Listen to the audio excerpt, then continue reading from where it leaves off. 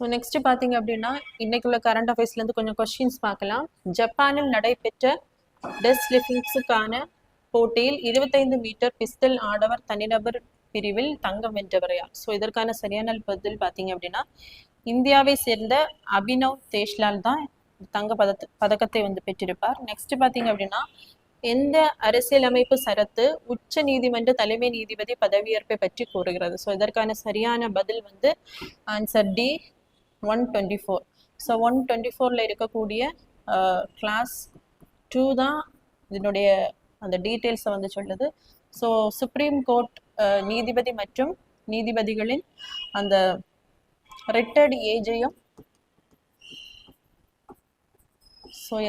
ஏஜையும் இந்த ஆர்டிகிள் தான் கான்ஸ்டியூஷனில் வந்து சொல்லப்பட்டிருக்கு. நெக்ஸ்ட் பார்த்தீங்க அப்படின்னா யுஎன்எஃப்சிசியின் 30வது உச்சி மாநாடு எங்கே நடைபெற்றது? ஸோ யுஎன்எஃப்சிசி அப்படிங்கிறது United nation framework convention on climate change. So இதனுடைய 30வது உச்சி மாநாடு பார்த்தீங்க அப்படின்னா பிரேசிலில் இருக்கக்கூடிய பெலம் அப்படிங்கிற இடத்துல தான் நடைபெற்றிருக்கும். நெக்ஸ்ட் பார்த்தீங்க அப்படின்னா ஸோ யுஎன்எஃப்சிசியின் உச்சி மாநாட்டின்படி 2035ஆம் ஆண்டுக்குள் ஆண்டுதோறும் எவ்வளவு நிதி திரட்ட ஒப்பந்தம் போடப்பட்டுள்ளது? ஸோ இதற்கான சரியான பதில் $1.3 ட்ரில்லியன்.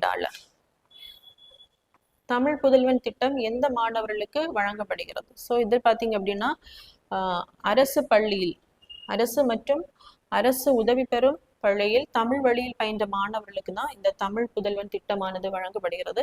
ஸோ இந்த திட்டத்தின் கீழ் என்ன பண்ணுவாங்க அப்படின்னா ஸ்கில் டெவலப்மெண்ட் வந்து கொடுப்பாங்க இந்த மாணவர்களுக்கு. நெக்ஸ்ட் பார்த்தீங்க அப்படின்னா 9ஆம் நூற்றாண்டு வட்டெழுத்து மடைத்தூண் எங்கு கண்டெடுக்கப்பட்டுள்ளது? ஸோ இதற்கான சரியான பதில் வந்து கழுகுமலை, தூத்துக்குடி மாவட்டத்தில் இருக்கக்கூடிய கழுகுமலையில தான் இந்த வட்டெழுத்தான 9ஆம் நூற்றாண்டை சார்ந்த வட்டெழுத்து மடைத்தூணானது கண்டுபிடிக்கப்பட்டுள்ளது. ஸோ நெக்ஸ்ட் பார்த்தீங்க அப்படின்னா சண்டிகரை தலைநகராக கொண்ட 2 மாநிலங்கள் எது? ஸோ இதற்கான சரியான பதில் பஞ்சாப் அண்ட் ஹரியானா.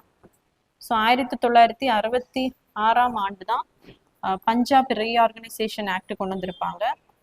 ஸோ அதன்படி தான் பஞ்சாப்ல இருக்கக்கூடிய அந்த ஹிந்தி பேசக்கூடிய மக்களை தனியாக பிரித்து 17வது மாநிலமாக ஹரியானாவை வந்து உருவாக்கி இருப்பாங்க. ஸோ இந்த பஞ்சாப் மற்றும் ஹரியானாவினுடைய அந்த தலைநகர் பார்த்தீங்கன்னா சத்தீஸ்கர் தான்.